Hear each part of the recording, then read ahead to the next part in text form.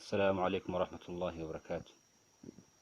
إن شاء الله تعالى سيدا إن هروب شكل ولكن إبراهيم عن إبراهيم waxaynu maanta bilaabi doonaa chapterka labaad waxaynu ka bilaabi doonaa chapter 2 Microsoft MS Word 2013 saan hore sheegay 2013 ilaa laga soo gaaro 2010 dhammaan intaasi waa isku wada mid chapterka labaad insha Allah taala waxaynu ka bilaabi doonaa sida document loo sameeyo waxay isu dhow yihiin chapterkii hore ee aynu soo qaadanay ee ahaa Wordpad marka Wordpad-ka kani ayaa ka sii casrisan sida document loo sameeyo ayaan insha Allah eegi doonaa marka document aad rabto inaad sameyso marka koobaad waxa aad tagaysaa inaad soo furto start menu ayaad tagaysaa start marka aad tagto si direct waxaad u tagi doontaa inaad start marka tagto inaad furto halka uu ku jiray Windows 2013 Windows-ka marka aad tagto meesha uu ku jiray waa kan click ayaad siinaysaa hal mar waad riixaysaa marka aad riixdo hoos baad u riixaysaa hoos markaad u riixdo waxaad ka dooranaysaa Word-ka oo calaamadiisu ay tahay W ee buluuga ah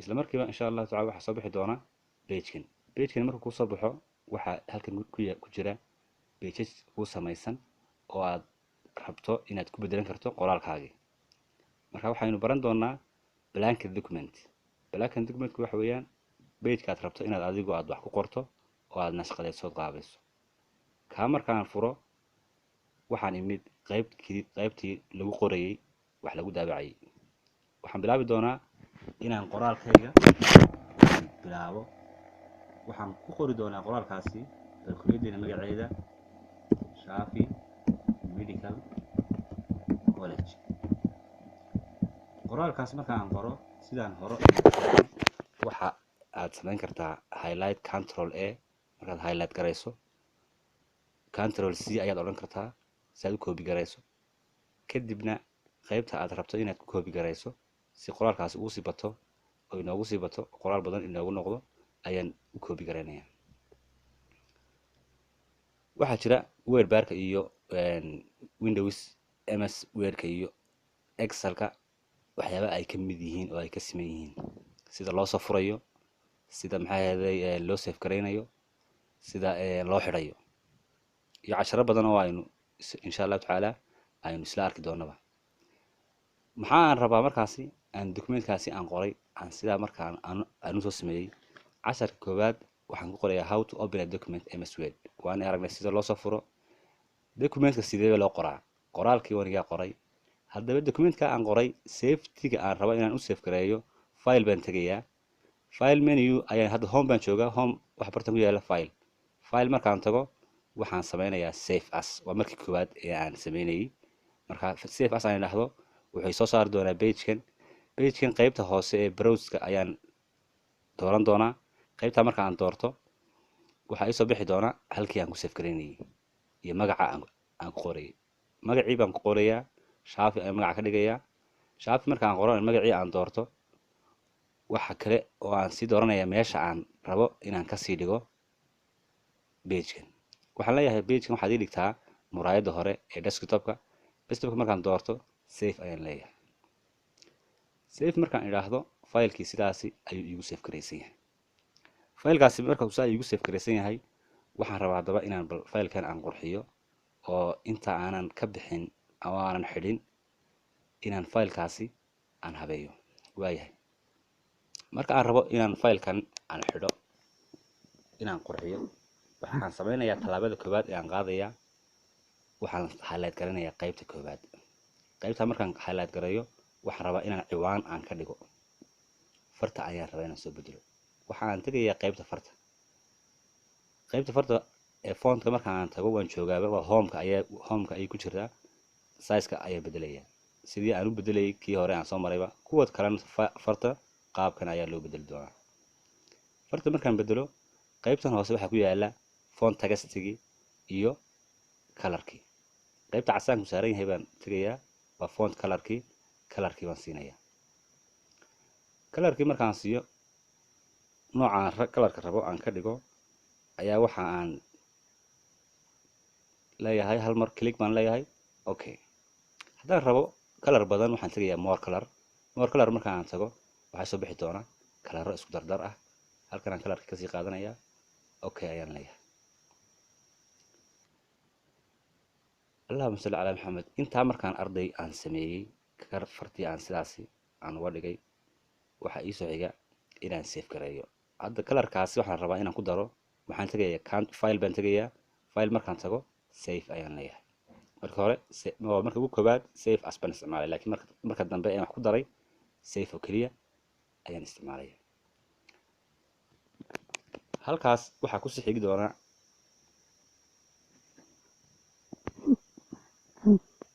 casharkaasi waxa aan kusii dari doonaa. bal haddaba find and replace. find and replace markaan rabo waa homeka ayay kusii jiraan. homeka markay ku jiraan qaybta midig ayaan ka tegayaa. waa find and replace ayaan click leeyahay. find and replace markaan click idhaahdo waxaan qorayaa ereygii aan rabay inaan bedelo. matalan waxaan rabaa ereyga la yidhaahdo college ayaan rabaa inaan ku bedelo university. university ereygii baan qorayaa. ereygii marka aan daabaco aan qoro hoostana waxaan leeyahay ereygaan rabay marka hore xagga saraan gelinayaa. sorry, ereygaan rabaa inaan bedelo waa college. ereyga aan rabo inaan ku bedelana waa replace with, waa university. ereygii aan rabay inaan ku bedelana waan qoraya. intaa markaan sameeyo waxaan leeyahay replace all. haddaan replace all idhaahdo dhammaan documentka inta uu ku jiro dhan ayuu bedelayaa. haddaan idhaah replace keliyana halka qura ee aan highlight gareeyey ayuu bedeli doonaa. dhammaan ereyadii waa iisoo bedelay. aan mar kale ku celiyo. waxaan tegayaa ayaan idhi replace markaan tago ereyga aan rabo inaan bedelo korkaan ku qorayaa.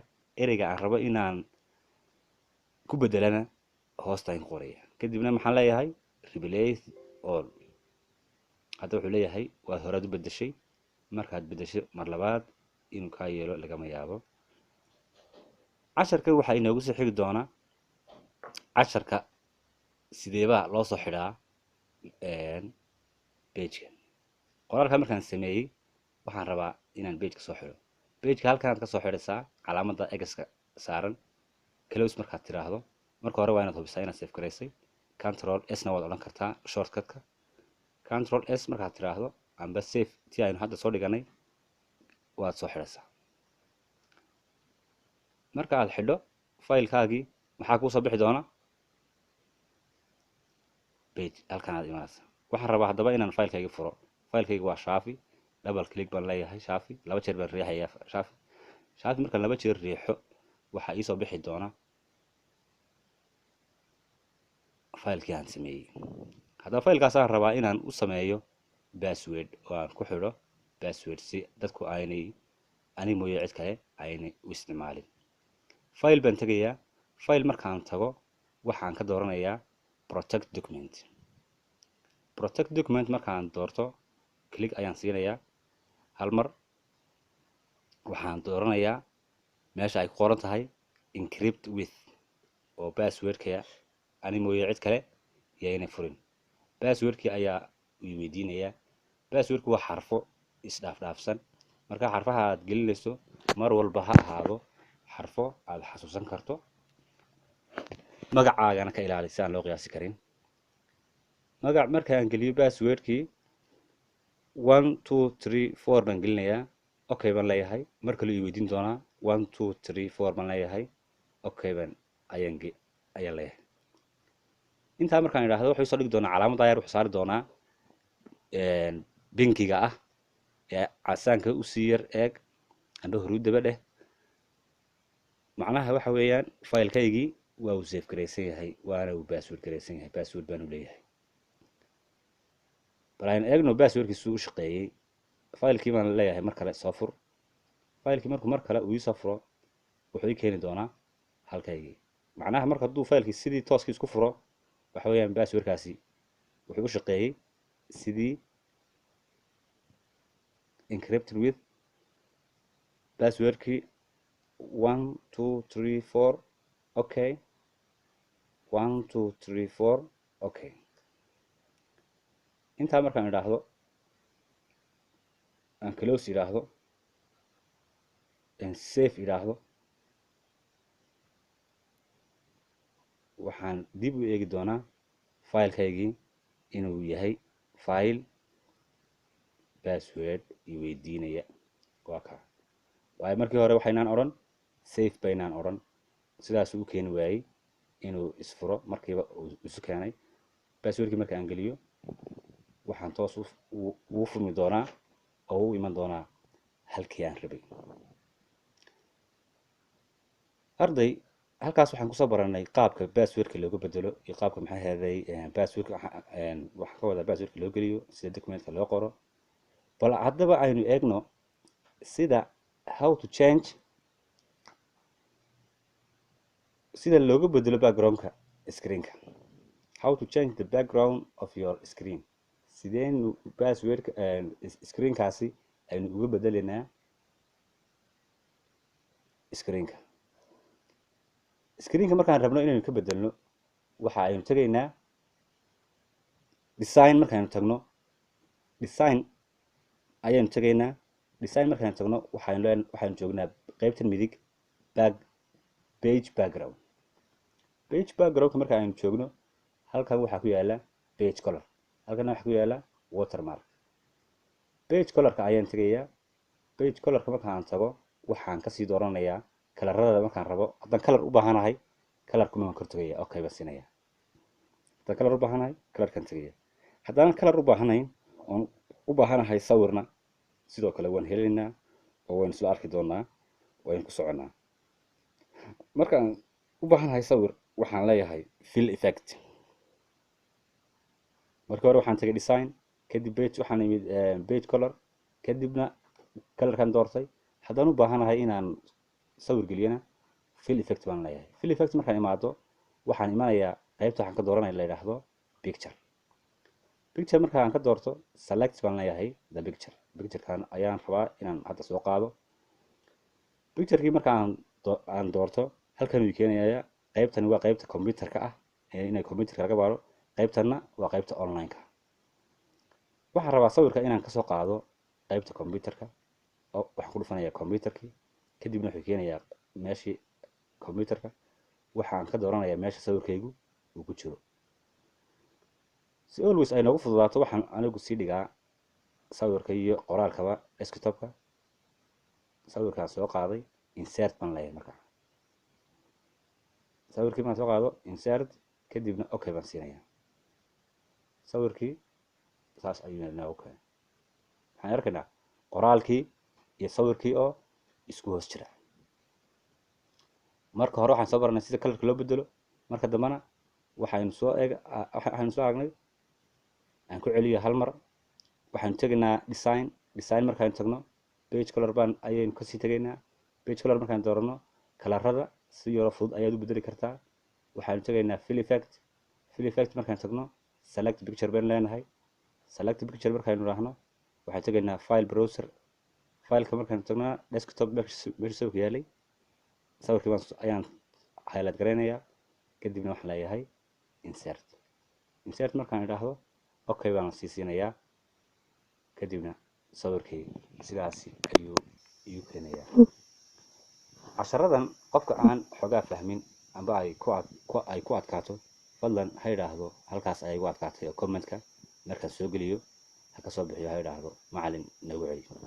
waayahay, waxaan usii gudbanaa qaybta sida farta looga dhigo center amba dhex.